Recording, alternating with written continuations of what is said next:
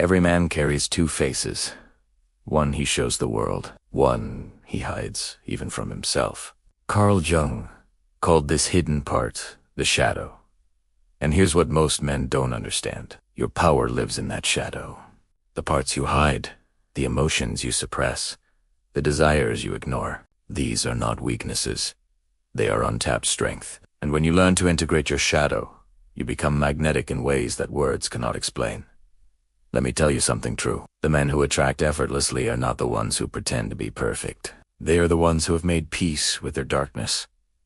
They know their anger. They understand their fear. They have looked at their selfishness and decided to master it instead of deny it. This is the first secret of irresistible men.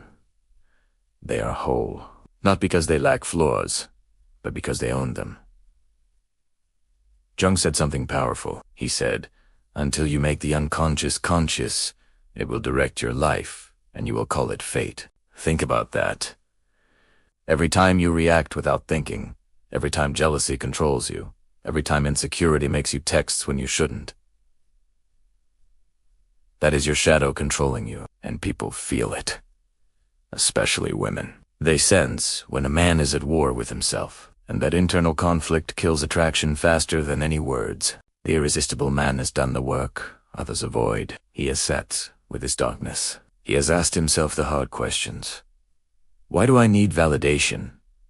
Why does silence make me uncomfortable? Why do I fear being alone? These questions are not pleasant, but answering them is what separates boys from men, because when you understand your shadow, you control it. And when you control it, you radiate a calm that others cannot explain but deeply feel. Now listen carefully. This is not about becoming cold. It's about becoming complete. Nietzsche understood this. He said, "You must have chaos inside you to give birth to a dancing star." The chaos is your shadow. The dancing star is the man you become when you integrate it. Most men run from chaos. They distract themselves with work, with screens, with noise. But the irresistible man walks into his chaos and comes out transformed. Here's what this looks like in real life. When someone disrespects you, the average man either explodes in anger or swallows it and pretends it's fine. Both reactions come from an unintegrated shadow. But the man who knows his shadow does something different. He feels the anger. He acknowledges it. Then he responds with calm precision. No explosion, no suppression. Just controlled power, and that control is what makes him unforgettable. Women are not attracted to men who suppress emotion. They are attracted to men who master it. There is a massive difference. Suppression is weakness disguised as strength. Mastery is strength, expressed through control. When you have integrated your shadow, your anger becomes assertiveness. Your fear becomes caution. Your desire becomes passion with direction. Everything transforms when you stop running from yourself. Marcus Aurelius knew this truth. He said, "You have power over your mind, not outside events. Realize this, and you will find strength." The shadow is not your enemy. It is raw material, and the irresistible man is a blacksmith who takes that raw material and forges something powerful. He doesn't deny his darkness. He doesn't celebrate it either. He simply uses it as fuel for growth. Let me ask you something. Have you ever met a man who seems comfortable in any situation? He doesn't try too hard. He doesn't seek approval. He just exists with quiet confidence. That man has integrated his shadow. He knows who he is, including the parts others would judge. And because he accepts himself fully, he doesn't need your acceptance. That independence is magnetic. People are drawn to those who are complete within themselves. Here's the deeper truth. Hungal so side the privilege of a lifetime is to become who you truly are. Not who you pretend to be. Not who society says you should be. But who you actually are when all masks fall away. The irresistible man has removed his masks. He has looked at himself honestly, and instead of finding a monster, he found a human. Flawed, yes, but whole. And wholeness is what creates presence. Presence is the invisible force that makes someone irresistible. You cannot fake it. You cannot learn it from a script. It comes from internal integration. When you are no longer at war with yourself, your energy changes. You walk differently. You speak differently. You listen differently. People feel safe around you because you are safe within yourself. And safety mixed with strength creates attraction that logic cannot explain. Think about the men throughout history who changed the world. They were not perfect. Alexander the Great had rage. Lincoln had depression. Churchill had demons he battled daily. But they integrated these shadows into their purpose. They used their darkness as fuel. And that made them legends. You don't need to conquer nations. But you do need to conquer yourself. And that conquest begins with acknowledging what you have spent years hiding. So here's your first step. Sit in silence for 10 minutes. No phone. No music. Just you and your thoughts. What comes up? Anger. Sadness. Shame. Don't run from it. Don't judge it. Just observe it. This is your shadow speaking. And the more you listen without fear, the more you integrate it. This practice seems simple, but most men cannot do it. They are too afraid of what they might find. But the irresistible man is not afraid of himself. The shadow holds your power. The question is, will you claim it, or will you keep pretending it doesn't exist while it controls you from beneath? The choice defines everything that comes next. Now that you understand the shadow, let's talk about the foundation. The core that makes a man unshakable. The Stoics understood something that modern men have forgotten. Your mind is a fortress. And if you do not guard it, the world will invade it. Every opinion, every criticism, every rejection will destabilize you. But the irresistible man has built walls around his mind, not to keep others out, but to keep his peace in. Epictetus said something that will change your life if you truly hear it. Saeed, we have 2 ears and 1 mouth so that we can listen twice as much as we speak. But there's a deeper meaning here. Listen to yourself twice as much as you listen to the noise around you. Most men are controlled by external voices. What will she think? What will they say? What if? Primera file. These questions steal your power, because you give control to things you cannot control. The Stoic Core is built on one simple truth. You control only 3 things. Your toots, your actions, your reactions. Everything else is beyond your reach. When you accept this, you become free. Think about that word. Free. Most men are prisoners of circumstances they cannot change. The irresistible man accepts what he cannot control and dominates what he can. This creates a calm that others find hypnotic. Let me tell you what this looks like in attraction. A woman tests you. She cancels plans. She gives you silence. She challenges your words. The average man panics. He texts paragraphs. He seeks explanation. He tries to fix what isn't broken. But the man with a Stoic core does something different. He accepts her choice. He remains calm. He continues his mission. And that calm in the face of uncertainty makes him unforgettable. Because most men crumble under pressure. But pressure reveals the Stoic. It doesn't break him. Marcus Aurelius understood this perfectly. He ruled an empire while barbarians attacked from every border. He lost children. He faced betrayal. Yet he wrote, "You have power over your mind, not outside events." He didn't just say it. He lived it, and that's what made him great. Not his title. His mind. The irresistible man is the same. He may not rule empires, but he rules himself. And self-rule is the only rule that matters. Here's what most men get wrong. They think being stoic means being emotionless. They confuse strength with coldness. But that's not stoicism. That's suppression. Real stoicism means feeling everything and being controlled by nothing. You feel anger, but you don't let it make you stupid. You feel fear, but you don't let it make you frozen. You feel desire, but you don't let it make you desperate. This is emotional mastery, and mastery is always attractive. Jordan Peterson talks about this in modern terms. He says, you should be a monster. An absolute monster, and then you should learn how to control it. This is the integration of shadow and Stoic core. You acknowledge your capacity for chaos, then you cage it with discipline. Not because chaos is bad, but because controlled chaos is power. Uncontrolled chaos is destruction. The irresistible man knows the difference. Now, let's go deeper. The Stoic Core requires daily practice. It's not something you achieve once and keep forever. It's something you build every single day through small choices. You wake up early, even when you don't want to. You keep your word, even when it's inconvenient. You stay silent when provoked, even when every cell in your body wants to react.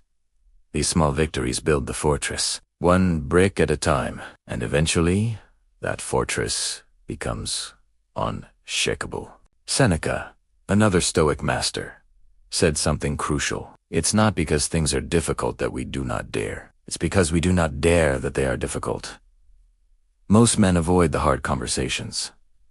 They avoid the discipline. They avoid the discomfort. And then they wonder why they feel weak. But the irresistible man dares. He does what's hard, not because he enjoys pain, but because he knows that growth lives on the other side of discomfort. Here's a truth that will sting. Your comfort zone is your prison. Every time you choose comfort over growth, you make the prison smaller. You watch the show instead of building the skill. You stay silent instead of speaking truth. You avoid the gym because you're tired. Each choice seems small, but they compound. And after months or years, you wake up soft, not just physically, mentally, emotionally, spiritually. And softness repels attraction like oil repels water. The Stoic Core demands that you do hard things daily, not to punish yourself, but to prove to yourself that you can. When you know you can handle discomfort, nothing shakes you. A woman's silence doesn't break you because you've sat in harder silence. Rejection doesn't destroy you because you've faced harder rejection. Uncertainty doesn't paralyze you because you've walked through darker uncertainty. This is what builds unshakable confidence. Not affirmations, not positive thinking, but evidence that you can handle whatever comes. Let me give you something practical. Every day, do one thing that makes you uncomfortable. Have the difficult conversation. Take the cold shower. Approach the person you're intimidated by. Lift the weight that scares you. Write the truth that embarrasses you. These acts are small, but they build the Stoic Core stronger than any theory, because the mind believes what the body proves. And when your body proves daily that you can handle discomfort, your mind becomes unbreakable. Now, here's where it connects to attraction. Women are not consciously thinking, I want a Stoic man, but they feel it. They feel it when you don't react to their tests. They feel it when you remain centered while everyone else panics. They feel it when you make decisions without needing group approval. This feeling bypasses logic. It goes straight to instinct. An instinct says, this man can handle storms. This man can protect. This man can lead. That instinct creates desire deeper than words can reach. Arthur Schopenhauer understood desire from a different angle. He said, a man can be himself only so long as he is alone. If he does not love solitude, he will not love freedom, for it is only when he is alone that he is really free. The irresistible man is comfortable alone. He doesn't need constant company to feel valid. He doesn't need constant conversation to feel confident. He can sit with himself and find peace, and that peace becomes the foundation of everything else. Most men are terrified of solitude. They fill every moment with noise, music, podcasts, videos, friends, anything to avoid being alone with their thoughts. But the Stoic embraces solitude, because in silence, he sharpens his mind. In aloneness, he strengthens his core, and when he returns to the world, he brings that strength with him. People feel it immediately. He doesn't need them, he chooses them. And choice is always more attractive than need. Here's your second practice. Spend 30 minutes in complete solitude daily. No distractions. Just you in silence. Let your thoughts come. Let them go. Don't judge them. Don't chase them. Hus observe. This builds mental discipline faster than anything else. Because in silence, you face yourself. And when you can face yourself without distraction, you can face anything without fear. This is the Stoic Core at work. Silent, strong, unshakable. The foundation is set. Your shadow is integrated. Your core is stoic. Now we build the next layer. The layer that transforms internal strength into external magnetism. You have faced your shadow. You've built your Stoic Core. Now comes the transformation. The moment when internal mastery becomes external magnetism. This is what I call sovereign presence. It is the invisible crown that some men wear without ever speaking their authority. You feel it when they enter a room. You hear it in their silence. You see it in the way they move through the world as if they own their existence completely. This is not arrogance. This is sovereignty. Robert Greene teaches us about power, but power without presence is just strategy. And strategy without soul becomes manipulation. The irresistible man combines both. He understands the laws of power, yes, but he wields them from a place of wholeness, not emptiness. He doesn't play games to fill a void. He moves with precision because he knows his worth. And that knowing changes everything. When you know your value, you don't negotiate it. You don't explain it. You simply embody it. Carl Jung said something that ties this together. He said, "The meeting of two personalities is like the contact of two chemical substances. If there is any reaction, both are transformed." But here's the key. For a powerful reaction to occur, you must bring something substantial to the mix. You cannot be water trying to react with water. You must be a distinct element. The sovereign man is distinct. He has done the inner work. He has confronted his shadow. He has built his core. Now he brings that fullness into every interaction. Think about chemistry for a moment. When two strong elements meet, they create something new. But when one element is weak or diluted, nothing happens. Most men enter interactions dilute. They have watered themselves down trying to please everyone. They have deleted their edges trying to fit in. They have suppressed their truth, trying to avoid conflict, and then they wonder why nothing ignites. The sovereign man keeps his edges sharp. He remains undiluted, and when he meets someone, the reaction is undeniable. Nietzsche understood this deeply. He wrote, "The individual has always had to struggle to keep from being overwhelmed by the tribe. This struggle is real. Society wants you predictable. It wants you controllable. It wants you to follow the script. Get the degree, get the job, get married, have kids, retire, die." But the sovereign man writes his own script, not to rebel, for rebellion's sake, but because he refuses to live a life that isn't his. And that refusal creates presence that others cannot ignore. Here's what sovereign presence looks like in practice. You walk into a room, and you don't scan for approval. You don't check who noticed you. You don't adjust yourself based on the energy around you. You simply exist. Fully. Your posture is upright not because you're trying to impress, but because you respect yourself. Your eye contact is steady, not because you learned a technique, but because you have nothing to hide. Your voice is calm, not because you're recontrolling it, but because you have no internal conflict disturbing your peace. Machiavelli wrote, "Everyone sees what you appear to be. Few experience what you really are." The sovereign man closes this gap. What he appears to be and what he has become the same thing. There is no mask, no performance, no This alignment creates a frequency that people feel instantly. They cannot explain it, but they know they are in the presence of someone real. And in a world full of actors, real is revolutionary. Let me tell you about eyes. The eyes are the window to sovereignty. When you have integrated your shadow and built your Stoic core, your eyes change. They become steady. They hold contact without aggression or submission. They simply see. Most men have restless eyes, always searching for validation, always checking for judgment, always avoiding depth. But the sovereign man's eyes are still waters. Deep.com. Impossible to read, yet impossible to forget. Women feel this instantly. His eyes say, "I see you. I am not afraid of you. I am not trying to take from you. I simply am." Plato spoke of the forms, the perfect ideals that exist beyond our physical reality. The sovereign man is reaching toward his ideal form, not perfection, but completeness. He is becoming the fullest expression of himself, and that journey toward wholeness creates gravity. People are pulled toward those who are becoming, not those who are pretending, not those who are hiding, but those who are actively transforming into their highest self. This transformation is visible in the way someone breathes, speaks, and moves. Now let's talk about voice. Your voice carries your sovereignty, not the words you say. The resonance beneath them, when you speak from your chest, from your core, from your integrated self, people listen differently. They, Elaine, Inante, remember. They feel authority even if you're not giving commands. Sigmund Freud understood that much of communication is unconscious. The sovereign man's unconscious is aligned with his conscious.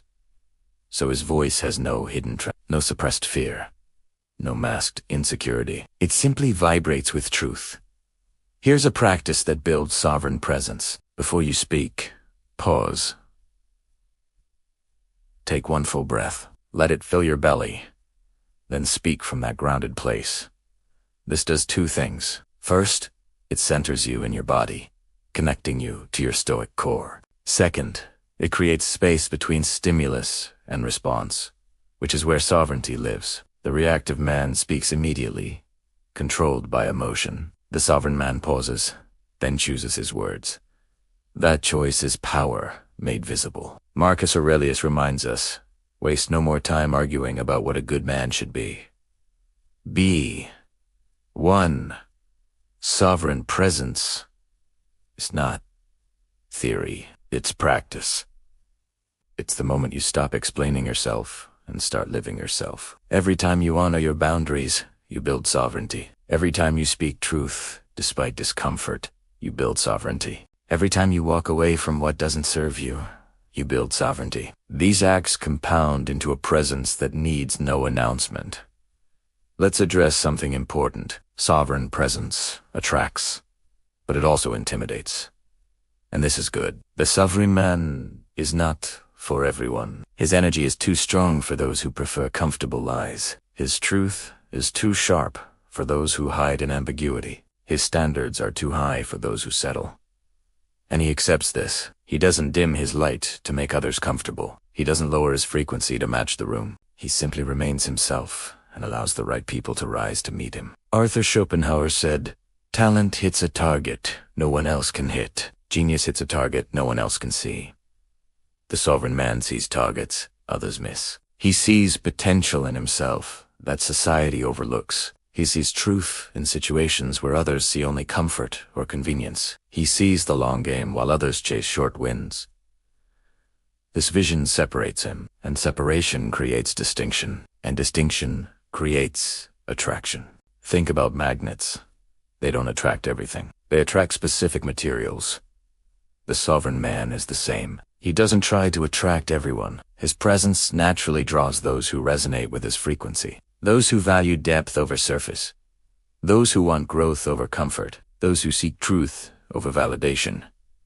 And he repels the rest without effort. This natural selection is not cruel. It's efficient. It's honest. It's sovereign. Here's what this means for attraction. When you operate from sovereign presence, you stop chasing. You stop convincing. You stop performing. You simply exist as the fullest version of yourself. And the right woman doesn't need to be convinced. She feels your sovereignty and recognizes it as what she's been searching for. Not a perfect man. Not a rich man. Not even a handsome man. But a whole man.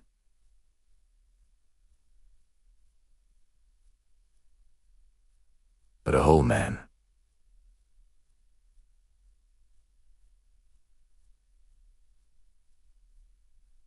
A man who knows himself. A man who owns himself. A man who leads himself. That is irresistible. Hobbes wrote about the social contract, how we trade freedom for security. But the sovereign man makes a different trade. He trades comfort for authenticity. He trades approval for integrity. He trades belonging for becoming. These trades cost him socially. He loses friends who can't grow with him. He loses opportunities that require him to compromise his core. He loses comfort that comes from blending in. But what he gains is worth infinitely more. He gains himself. And a man who possesses himself fully possesses a kingdom no one can take. Your third practice is this. Identify one area where you've been dimming yourself. Maybe you laugh at jokes you don't find funny. Maybe you agree with opinions you don't share. Maybe you hide your ambitions to seem humble. Whatever it is, stop. For 1 week, be fully yourself in that area. Speak your truth. Show your ambition. Be honest about your standards. Yes, some people will react poorly. Let them. Their reaction reveals incompatibility, not your inadequacy. And as you practice sovereignty in small ways, it expands into your entire presence. The sovereign man doesn't announce his presence, he embodies Italiano. An embodiment is the bridge between who you've been and who you're becoming. We've talked about shadow, core, and presence. Now we arrive at the final integration, the place where all parts of you unite into something greater than their sum. This is the integrated masculine. Not toxic, not suppressed, but whole. The man who has done this work becomes a force of nature, not because he dominates others, but because he has unified himself, and a unified man is unstoppable. Jung spent his life studying this integration. He called it individuation, the process of becoming who you truly are, by integrating all parts of yourself, the light and the dark, the strong and the vulnerable, the logical and the emotional. Most men live fragmented. They show strength at work but crumble at home. They appear confident in public, but dissolve in private. They preach values they don't practice. This fragmentation creates internal friction, and friction drains power. The integrated man has no friction. All parts move in the same direction. Let me tell you what integration actually means. It means you don't have a work self and a home self. You have one self. It means your private actions match your public words. You bring the same energy to the boardroom and the bedroom, to the gym and the grocery store. Two strangers and two intimates. This consistency creates trust, not just in others, but in yourself. And self-trust is the foundation of masculine power. Many men fighting to be strong become rigid. Fighting to be independent, they become isolated. Fighting to be respected, they become cold. This is not integration. This is overcorrection. The integrated masculine includes softness without weakness, includes vulnerability without think of water. And this fluidity with inconsistency makes him impossible to predict, yet completely trustworthy. That paradox is magnetic. Robert Greene teaches about the 48 laws of power. But here's what most miss. Those laws are tools, and tools in the hands of a fragmented man become weapons of self-destruction. He manipulates others because he hasn't integrated himself. He seeks power externally because he lacks it internally. But the integrated man uses those same laws differently, not to control others, but to navigate reality wisely. He understands power dynamics, not to exploit them, but to avoid being exploited. This is mastery versus manipulation. Let's talk about strength and vulnerability. Society tells men to be strong, which they interpret as show no weakness. So they build walls. They suppress tears. Fear. They pretend they need no one. And this creates fragmentation, because strength without vulnerability is brittleness. It breaks under pressure. The integrated masculine includes both. He's strong enough to carry weight, and vulnerable enough to admit when the weight is too much. This combination creates resilience that pure hardness never could. Jordan Peterson speaks about this balance. He says, "To stand up straight with your shoulders back is not just physical posture. It's psychological integration. It means owning your power without apology, but also owning your limitations without shame." The integrated man stands tall, not because he's perfect, but because he's accepted his imperfection and chosen growth anyway. He doesn't hide his struggles. He transforms them into strength. And that transformation is visible in everything he does. Here's what this looks like with women. The average man tries to appear flawless. He hides his insecurities. He pretends he has everything figured out. He performs confidence he doesn't feel. This creates distance. He admits he's still growing. He shares his struggles without making them her burden. Epictetus taught, it's not what happens to you, but how you react to it that matters. When successful, he doesn't become arrogant. He remains grateful and grounded. This emotional regulation comes from integration. All parts of him agree on the response. There's no internal committee arguing, just unified action. Let me give you the deeper truth about attraction. Women are not attracted to perfection. They're attracted to congruence. Congruence means your words match your actions. Your energy matches. your intention, your internal state, my chers. Your external expression. When a man is congruent, she feels safe. Not safe from challenge, safe from deception. She knows what she's getting, and that knowing allows her to relax into attraction. Most men confuse women by being saying one thing, doing another, appearing confident, feeling desperate. This incongruence triggers distrust at a subconscious level. Albert Ellis, the father of rational emotive behavior therapy, understood something crucial. The integrated man has released these irrational beliefs. He doesn't believe he should be perfect. He stops fighting reality and starts shaping it from a grounded place. Beyond attraction, beyond validation, he must have a mission that would fulfill him even if he were alone forever. This is not selfishness. This is necessity. Because a man without purpose becomes dependent on others for meaning. And dependency kills attraction faster than anything. The woman wants to join your mission, not become. Italiano. Marcus Aurelius wrote in his Meditations, "You have power over your mind, not outside events." The integrated man has organized his inner kingdom so well that external chaos cannot disturb it. Job loss, rejection, betrayal, failure. These things hurt, but they don't destroy him, because his foundation is internal. Where was I fragmented? What can I unify tomorrow? Write the answers. This practice reveals patterns. Let's address the final piece. The integrated masculine loves differently. Not from need, but from abundance. He doesn't love to fill a void. He loves because he's overflowing. Think about a cup. An empty cup seeks to be filled. It takes from every source. But a full cup overflows naturally. It gives without depletion. Now his love flows from surplus, not scarcity. And love from surplus is the only love that lasts. The integrated man has made peace with both. He values time because he knows it's limited. This urgency without desperation creates intensity that others find captivating. That's integration, and it's available to every man willing to do the work. The shadow work. The Stoic discipline. The sovereign practice. The integrated man adapts without losing his core. He learns from every experience. He evolves through every challenge. But he doesn't become someone else. He becomes more himself. And this evolution, while maintaining essence, creates a man who is simultaneously familiar and surprising, comfortable yet exciting, known yet mysterious. This combination is the essence of irresistibility. Does this choice align with my principles? If yes, proceed. If no, decline. The integrated masculine is not a destination. It's a practice. Every day you choose wholeness over fragmentation. And slowly, over time, you become the man you were always meant to be. Not perfect. Not without struggle. He can be bent, he can be tested, but his integration keeps him intact. And the man who practices them daily transforms.